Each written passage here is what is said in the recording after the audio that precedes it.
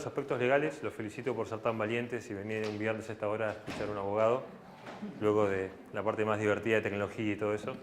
Pero bueno, la idea es hacer un repaso de lo que serían las normas legales que podrían regular esto, ¿no? Que en realidad empiezo con la primera parte y explico que no hay una regulación específica, no hay una ley de datos que maneje los datos públicos y que sea un régimen legal que cubra todo. Entonces, empiezo explicando que no hay una regulación específica, pero existe un montón de normas que regulan un pedacito de la información.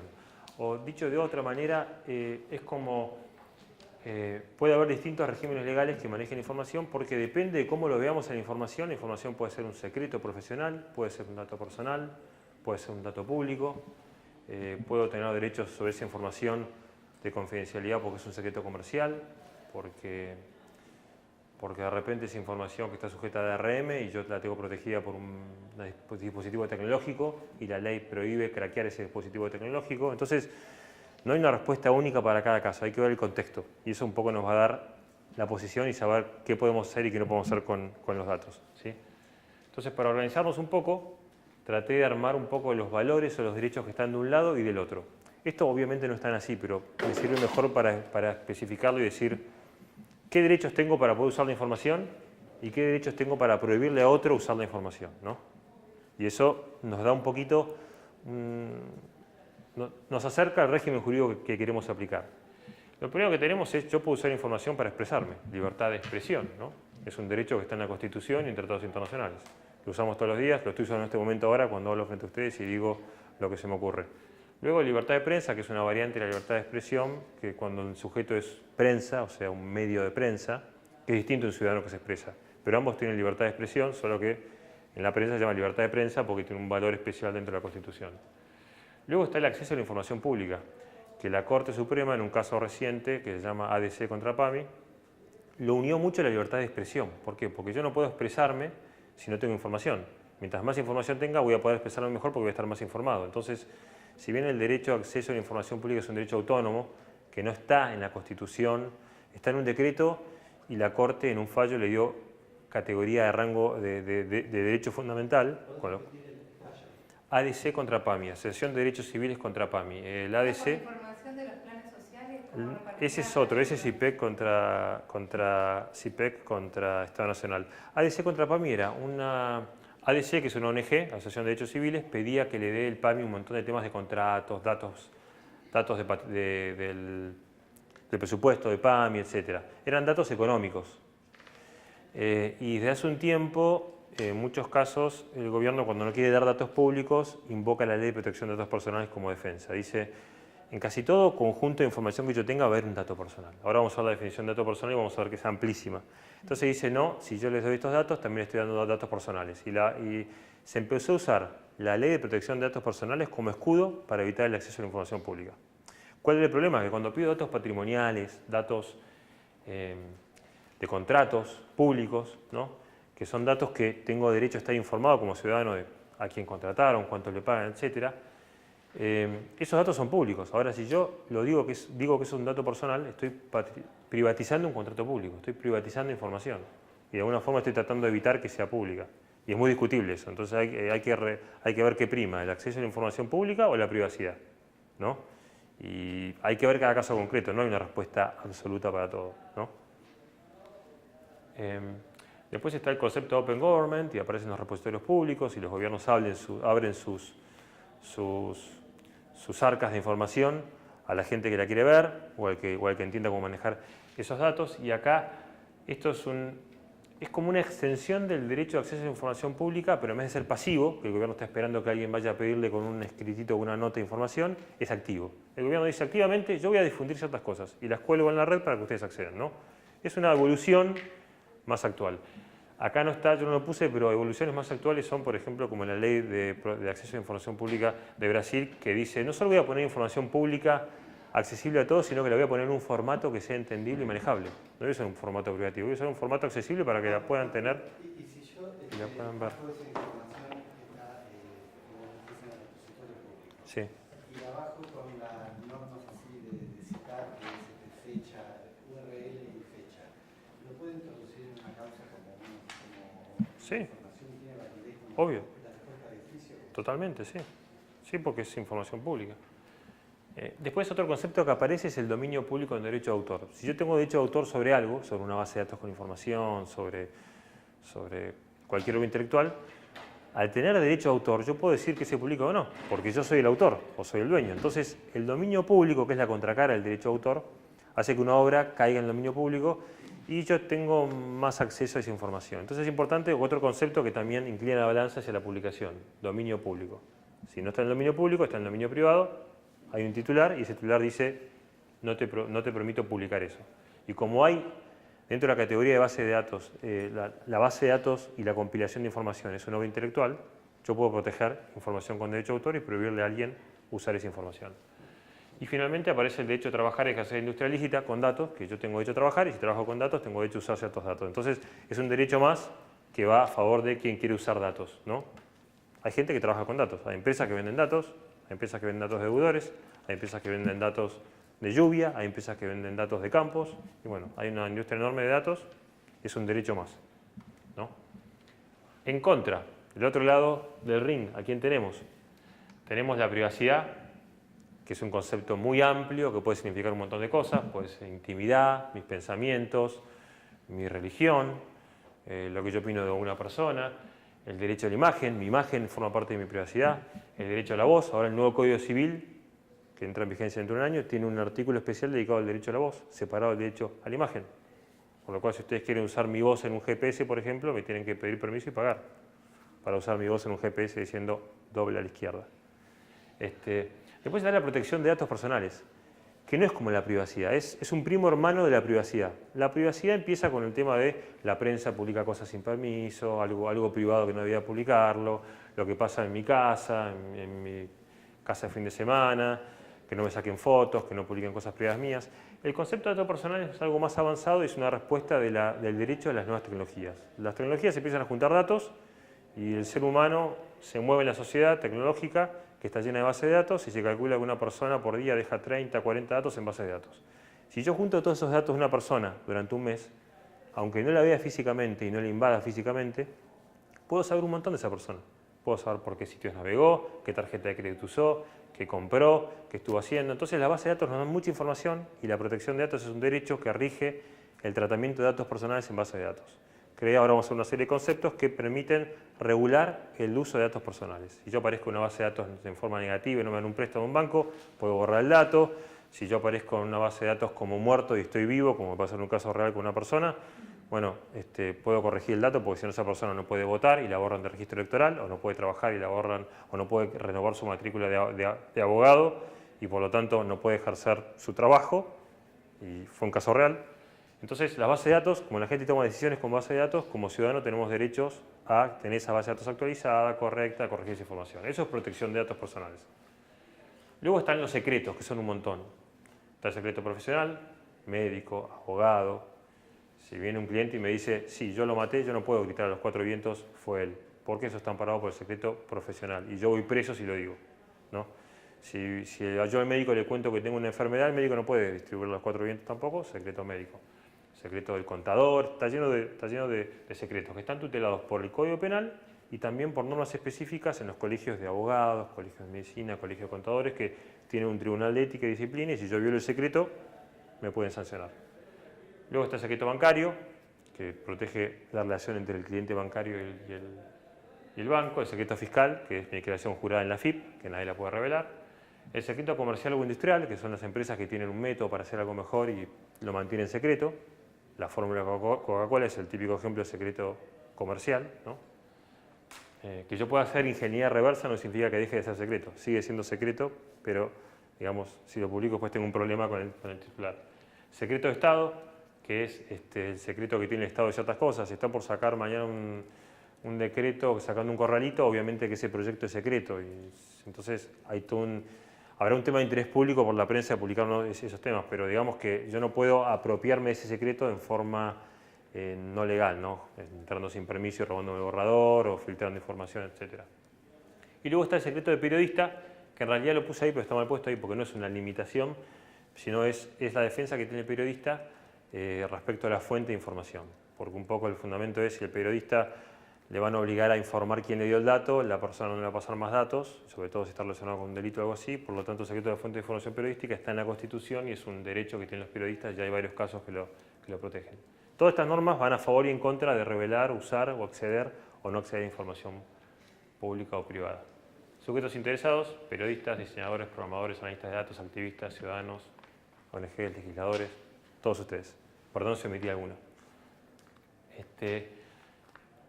Después hay titulares de estos derechos y generalmente son el titular del secreto y el titular del dato personal. El titular del secreto queda obvio, es el médico, el abogado está obligado a respetar eso y la persona, el cliente, el paciente será el que tendrá amparado por ese secreto. En el caso estatal será la dependencia o el funcionario que tiene secreto estatal.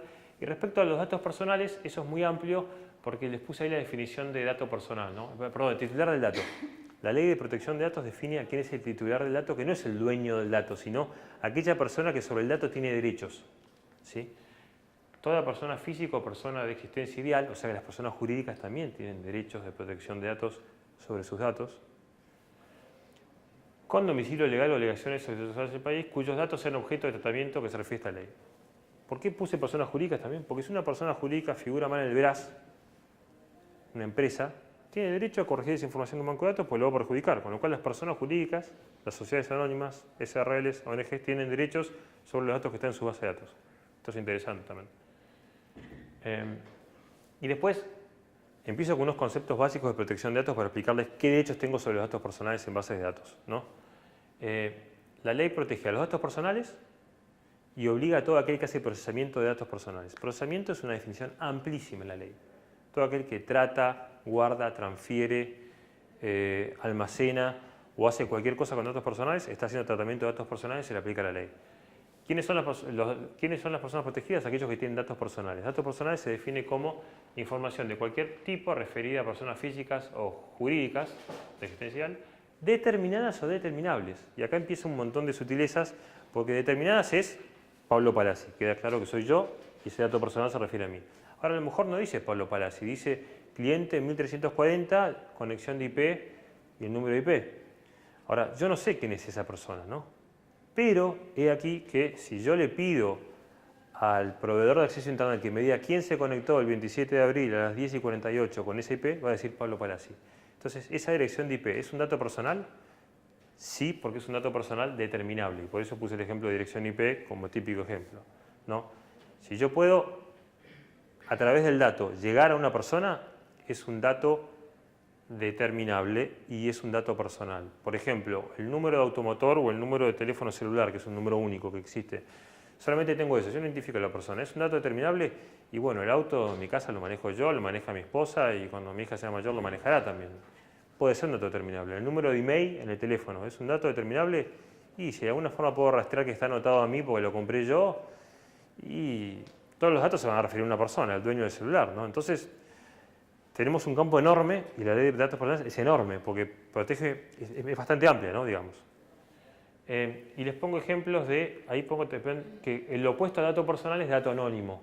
El dato anónimo es el dato que no se refiere a nadie, ¿no? Y que tampoco es determinable. Y pongo el ejemplo de Big Data porque muchos dicen con Big Data, bueno, esto es todo anónimo, tengo una gran base de datos, pero yo no sé quién es, pero no, hay un montón de ejemplos en Big Data donde yo, a partir de una gran base de datos con filtros, puedo de anonimizar y llegar a una persona concreta. Mientras más datos tenga, más fácil va a ser empezar a cruzar las coordenadas y decir, es él, ¿no? Entonces, El censo de zonas rurales con muy poca gente. Ahí está, tenés un ejemplo. Hacer Bueno, filtros y poder decir este es Don Pancho. bueno, me acabas de dar un ejemplo, yo no lo conocía, pero yo tengo dos ejemplos que son el caso de América Online, que publicó en internet todas las búsquedas, publicó varios meses de búsquedas sin identificar a personas. A cada persona le puso un número único. Un periodista del New York Times buscó a la persona identificada con ese código, 44179, y era una señora de 62 años en Georgia.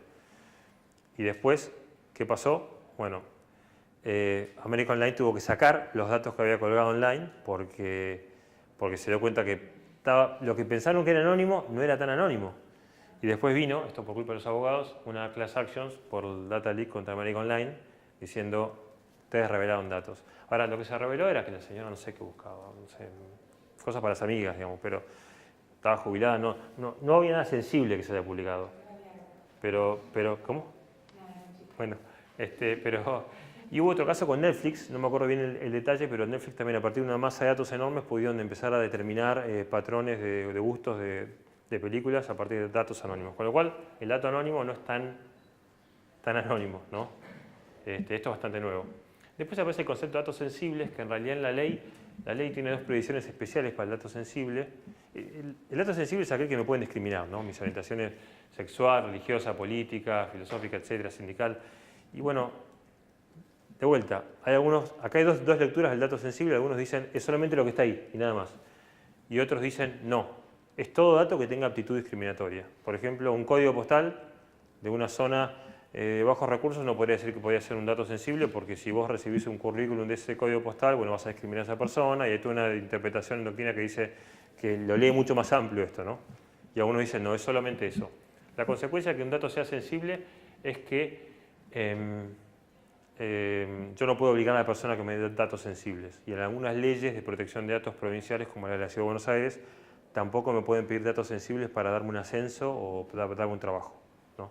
Lo que se busca es evitar que se use el dato sensible por temas políticos.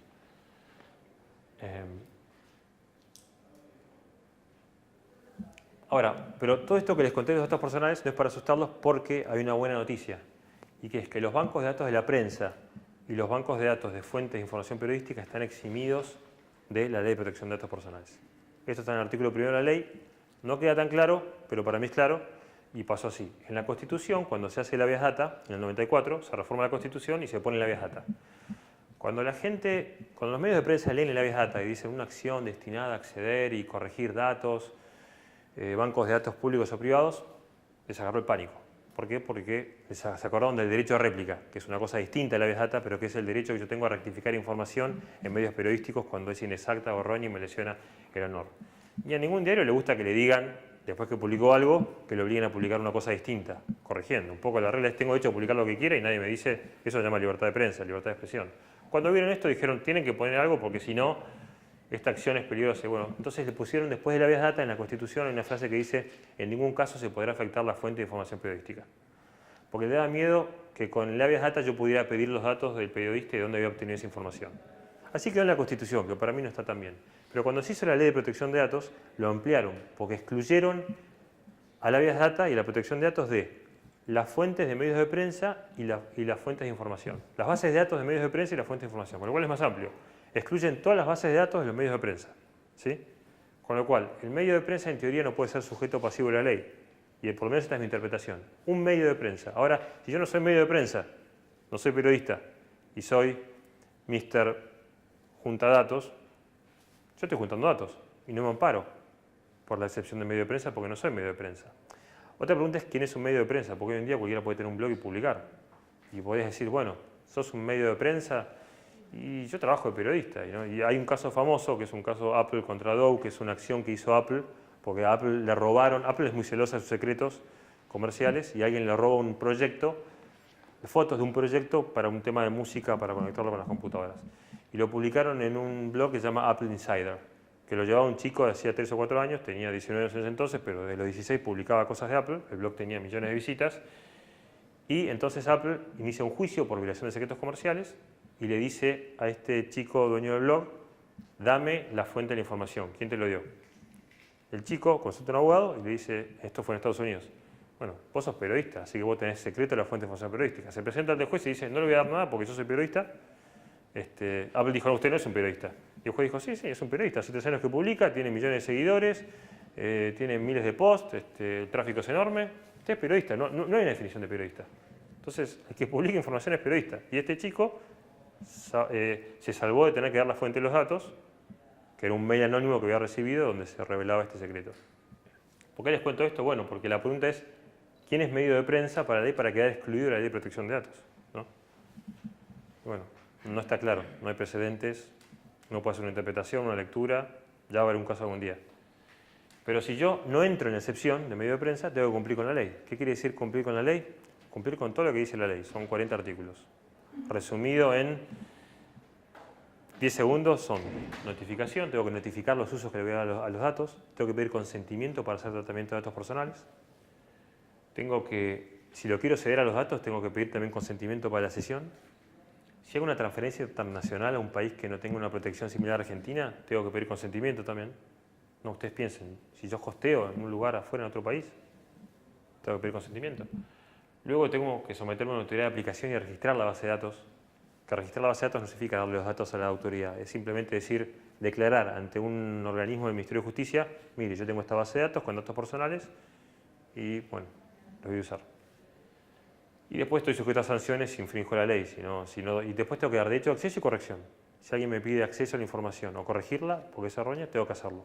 Porque yo estoy tratando datos personales o procesando datos. ¿Sí? Eso es el régimen de la Ley de Protección de Datos.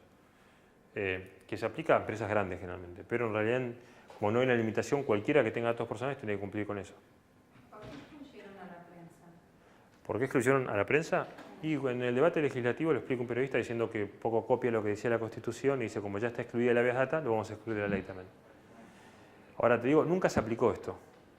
Y después tiene dos lecturas. Vos podés decir, se excluye la prensa de todo, o podrías decir, ¿qué pasa si un empleado de un medio de prensa quiere hacer una habeas data? O lo excluye solo para proteger la libertad de expresión, porque el fundamento es, yo soy un diario y publico. Si vos no estás de acuerdo con lo que yo publico, no puedes hacer una habeas data para corregir la base de datos y la fuente, porque yo lo publiqué. Tampoco podés corregirlo antes que yo lo publique porque me obligué a que vos lo vas a borrar al dato, entonces yo no lo puedo publicar porque lo borraste. Es ridículo hacer una habeas data con tu medio de prensa. Porque el medio de prensa tiene libertad de expresión y tiene derecho a publicar. Después, si comete un error, lo podrás hacer un juicio y habrá daños si corresponden, pero no podés prohibirle que publique ni podés modificarle la fuente del dato para que no publique. Entonces, es medio ridículo hacer una habeas data contra el medio de prensa. Entonces, por eso se lo excluye. Y me parece perfecto que esté excluido. Pablo, y Sí. suponete que tenés un negocio y tenés un sistemita de facturación y tenés que tener notificado cómo es el tema de los datos, el DNI, vos le pedís la dirección para la factura, el DNI, la comisión de IVA, todo eso tenés que...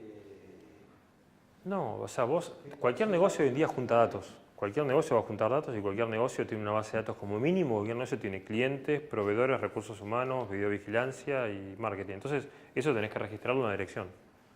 Pero no das los datos, sino que declarás que tenés esos datos nada más. Sí. Sí, pero hay un caso, yo lo padecí, en que un portal de compras, para validar mi compra, me hizo 5 preguntas al darle el dato de qué tarjeta elegía respecto a datos filiatorios. Sí.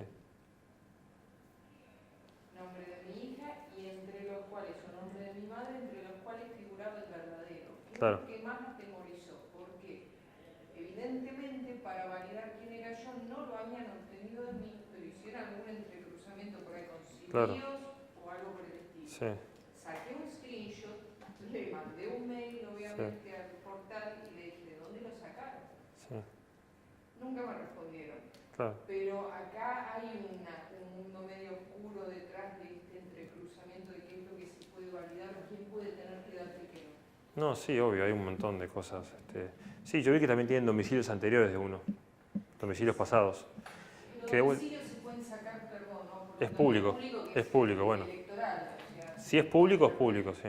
entonces, pero el problema, claro, es cuando se van a datos por ahí más personales. Claro, las relaciones interfamiliares y... Exactamente. Sí, no sé. Y de hija. O sea, Wow. una punta y la otra. Sí. Y discúlpame, Pablo, Sí. dentro de esa base de datos mínima que vos utilizás para la facturación, ¿esos datos son datos personales? Sí, son otras personas. La definición es amplísima. Lo que pasa es que la ley es muy amplia, por eso, es muy amplia. O sea que tienen que registrar la base de datos. Sí. Y después, bueno, acá les puse ejemplos de fuentes públicas para ver un poco, pero a ver, ¿qué son fuentes públicas? Todos los documentos públicos del Estado son fuentes públicas. Luego, la regla es la publicidad siempre. Todo lo que tiene el Estado, la regla es la publicidad y la excepción es lo que no es público, ¿sí? Eso lo dice la Corte muy claramente en ADC contra PAMI. Regla general, todo es público. Y salvo cuando algo lo justifique específicamente, ahí tenemos que pensar en que no es público. Por eso la definición de acceso a la información pública es muy fácil, porque en realidad no pasa tanto por si puedo acceder a una información, porque ya hay 5 fallos de la Corte que dicen que es un derecho fundamental y tengo derecho a acceder a información pública, sino qué es lo que no entra porque hay un interés distinto al interés público para sacar esa información del ámbito público, ¿no? ¿Alguien quiere hacer una pregunta? Una consulta.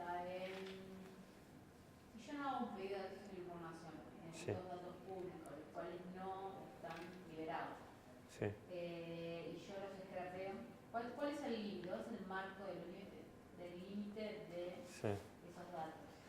Pero si los escarpeas de donde, de un El lugar... portal de la administración pública, por decir, ¿no? Puede haber millones. Sí, lo que pasa es que la administración... ¿Cuál es el A ver, yo límite de esos datos te- que yo estoy sacando sin... te contesto. Por el lado, si fuera una empresa privada, la empresa podría defenderse diciendo que tiene una base de datos, propiedad intelectual. El Estado nunca lo vi defendiéndose diciendo que tiene propiedad intelectual de la base de datos.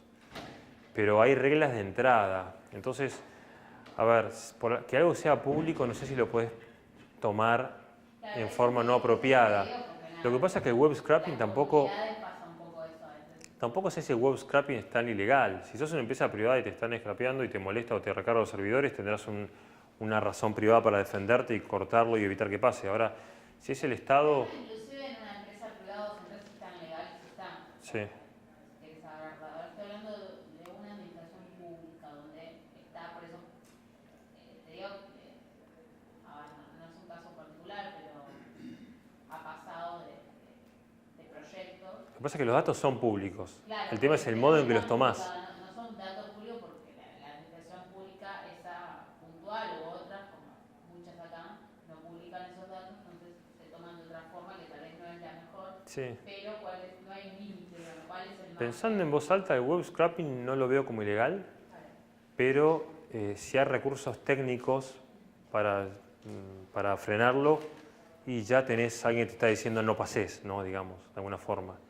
Ahora pensé esos recursos técnicos, porque de vuelta digo, ¿cuál es la diferencia de que yo tengo tampoco entiendo mucho la parte técnica, ¿no? Que yo tengo un bot, un programa que craquee el CAPTCHA y vaya tomando todo, o que yo agarre una llave falsificada, entre y fotocopie los documentos, ¿no? La diferencia es que entrar sin permiso en un lugar donde no puedo entrar es violación de domicilio, me pueden arrestar.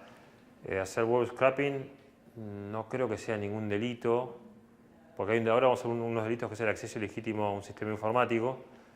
Y bueno, si lo estirás un poco podrías decir que el normal acceso sería por consultas individuales por pantalla y el acceso serial sería, pero yo no creo que un juez te condene por acceso ilegítimo a un sistema informático por hacer web scraping, porque sería el objeto del acceso ilegítimo a un sistema informático es más proteger la privacidad de la computadora, a la cual uno puede entrar sin permiso. Pero acá vos no estás entrando sin permiso, estás entrando, no sé cómo decirlo, es difícil, es difícil. Sí, es difícil porque yo lo que estoy diciendo es de sacar datos que tendrían que estar públicos y no son públicos. No, estamos No, pero hablando de ojo, sacar para. Una cosa es que físicamente sean o no públicos y otra cosa es que sean datos públicos porque bajo la ley de acceso a información deben quedar públicos. Entonces, vos no estás tocando nada que sea ilegal porque ya son públicos. No son fácilmente accesibles, que es distinto, ¿no? Pero de vuelta, no sé si podemos hacer una analogía con el mundo real y decir que porque es ilegal en el mundo real, es ilegal en el mundo informático. Lo que pasa es que muchas cosas en el mundo informático se pueden hacer y la gente las quiere hacer porque se pueden hacer, pero a lo mejor hay una regla legal que te lo prohíbe. Entonces, en informática la regla es, hago todo lo que se puede. En derecho es, debo hacer lo que se debe y no lo que no se debe, ¿no? Pero acá un poco para explicarles esto, bueno, son estos fallos de la Corte que la regla es la publicidad. Entonces siempre el documento es público a menos que una norma expresa diga que es privado, ¿no? O que es secreto. Esa es la regla.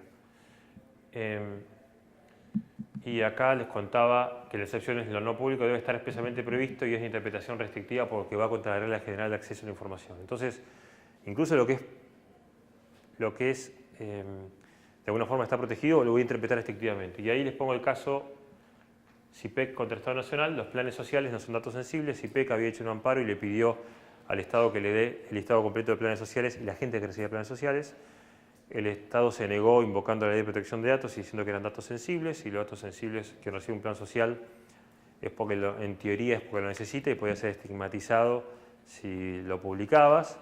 Lo ganaron en las dos primeras instancias y en la Corte dijo que los datos, dijo algo así como, bueno, esto en realidad los datos sensibles, los planes sociales no son datos sensibles, son datos de distribución del presupuestaria que usa el Estado para determinadas personas y tienen que darlo, digamos. De alguna forma la Corte trató de darlo y le dio primacía al derecho de acceso a información pública al derecho a la privacidad de los datos sensibles. La gente que está en datos personales criticó mucho el fallo diciendo que quedaron los datos sensibles desprotegidos. La gente que está en acceso a información pública dijo es un triunfo, qué bueno. Nadie quedó contento. No era el caso ideal, pero fue un fallo político de la Corte, ¿no? A favor de la libertad de acceso a la información. ¿Qué otros casos de fuentes públicas? Páginas de Internet. Y ahí les pongo, ojo, caso spam e email. Hay un solo caso de spam en Argentina, que es una demanda por alguien que hacía spam, que le dijeron, deje de mandarme correo, le siguieron mandando, hicieron la acción.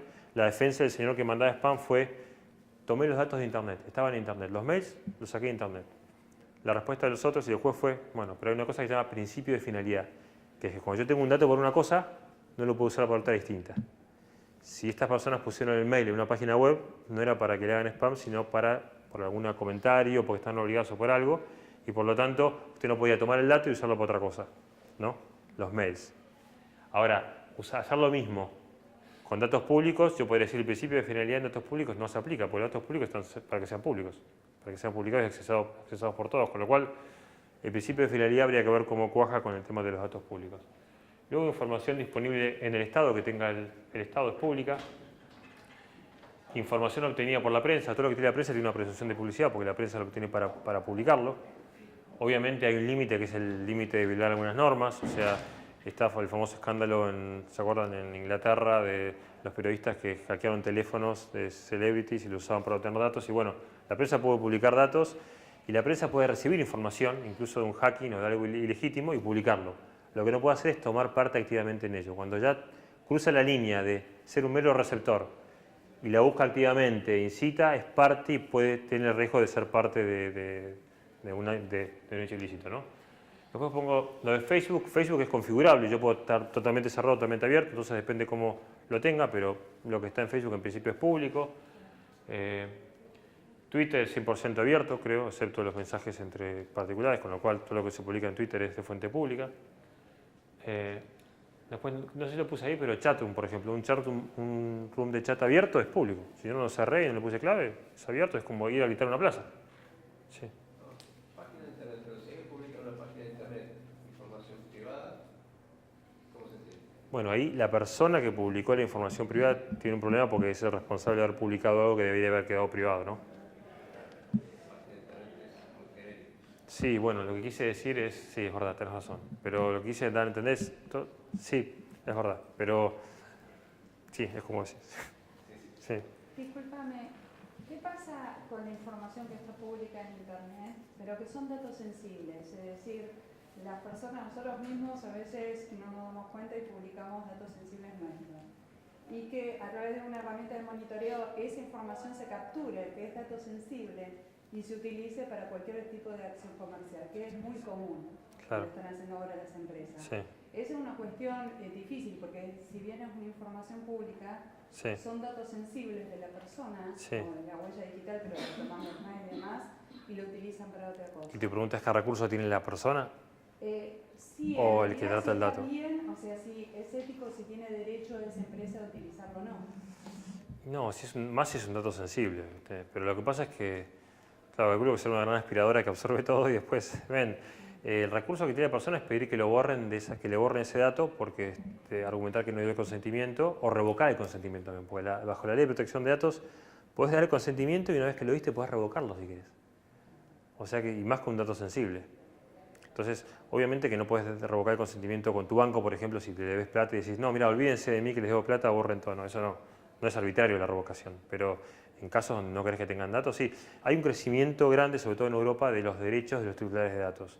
Este año salió el fallo del derecho del olvido en Europa, que le da un derecho a cualquier titular de datos a que pasado cierto tiempo, cuando el dato deje de ser útil para la finalidad con la que fue recolectado y no sea un tema de interés público o persona pública, tiene derecho a que le borren del índice del buscador.